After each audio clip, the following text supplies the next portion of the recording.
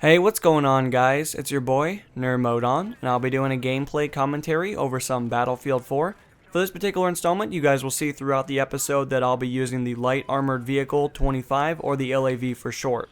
And it's definitely a very good vehicle, needless to say the least, because it does have characteristics that are, better than maybe some of the other vehicles that are on the map. And the LAV can basically float in water, which is really good considering that a majority of the maps in Battlefield 4 seem to have some kind of water feel to them. They have a dam that can flood the city, they have rivers, lakes, they have all kind of stuff, and it's always nice to have something that that can just kind of put across the lake, and you don't have to worry about it drowning and then, well, killing half of your people as well on it, but that's something to take into account. As well as the firepower is extremely versatile, and it can definitely handle multiple situations, may that be infantry, vehicles, helicopters if you're good enough at aiming. It's really good for that aspect.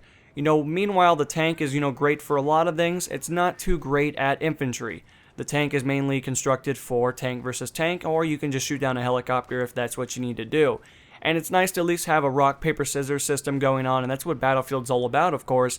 But I find that the LAV is kind of the magic card. It kind of switches in there and ruins the whole formula, and it wins most of the cases. So definitely, if you do see an LAV sitting around, jump in that bad boy. I guarantee you'll go on a good streak.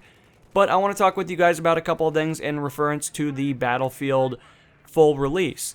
And I'm really excited to bring this episode to you guys. I've been uploading a few videos prior to this, so if you did miss them, definitely go check them out. I think I go on a huge boat streak, which was pretty awesome. Granted, I had to cut it down because it was like 35 minutes originally or something of that equivalency, so it's not as action-packed as it could have been, but you guys can probably understand why I had to cut it down a little bit.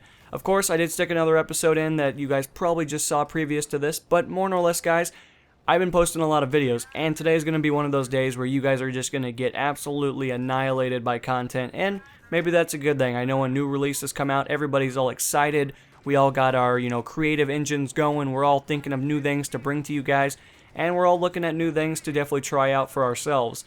So hopefully you guys will enjoy the content that is to come and the floodgate that is about to open, of course. So guys, I want to talk with you about the Battlefield 4 release. Of course, I'm really enjoying it, but there are a few things that I'm not too crazy about, but that's to be expected. I'm not going to hate on the game because, well, it's day one.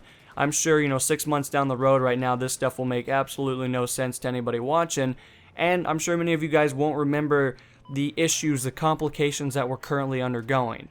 I know as of the making of this video, the actual servers for the Battlefield side of it are a little buggy. I think the lowest ping that I can find is about 580 where I live, and this is also, segmenting it into the United States or, North America, trying to find servers nearest to me, and unfortunately, just because of the amount of players trying to jump into the multiplayer experience, they are undergoing a little bit of tech issues.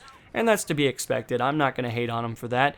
I mean, of course, there are a few things that I don't like the Rooftop Warriors. I'm never going to be too enthusiastic about that. Of course, I am really excited to say that the RPG lock-on system is no longer there because that absolutely destroyed any kind of vehicle combat.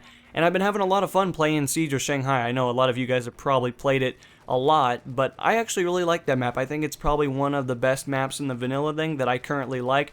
Of course, it's kind of like Operation Metro of Battlefield 3. Everybody liked Operation Metro. It was kind of one of those clusterfuck maps that everybody just kind of farmed XP in, and I can imagine Siege of Shanghai is going to be probably something of the equivalency. Granted, it's not the best for XP.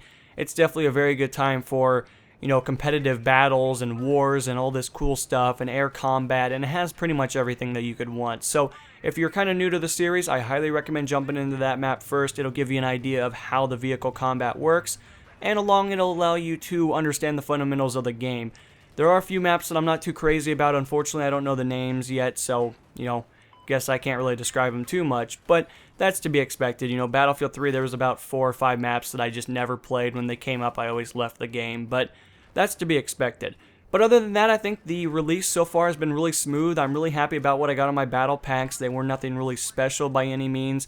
I haven't really used my bonus tokens until I feel like I'm comfortable and that I'm on fire, quote unquote, so I can just jump in there and, whip some people around and get some XP a little faster. But I am approaching level 10, and that is when I'll be able to jump into the commander seat and rain down hell using, hailfire and all that good stuff, and some UAV, counter UAVs, and all that good commander technique things that are to be bound with that kit. And when it comes down to the fundamentals of it, guys, I'm really excited to bring you guys content. I look forward to bringing you guys, obviously, content. But let me know what you guys are interested in. Would you guys like to see specific guides, tips and tricks, specific vehicles? Would you guys like to see some ground pounding? Just let me know. And I guess that's about it, guys. So I'll sign off a little bit early. I hope you guys enjoyed, and I'll see you in the next installment. So this is NMO, and I'll be signing out, guys. Peace.